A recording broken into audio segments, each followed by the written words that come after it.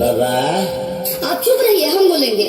बोल। ए बाबा सफाई रंग खत्म भेटल बा, जौन बुझात तौन दे के खदेरिए के ले आशीर्वाद जौन मंगले बारे सब मिली, मेहनत जारी रहा।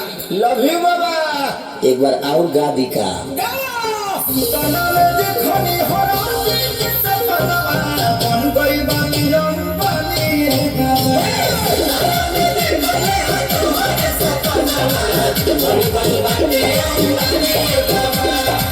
मन तो करता कि तीसरा अक्षर खोल दी। ला बाबा ये एहसान कबो मत करो।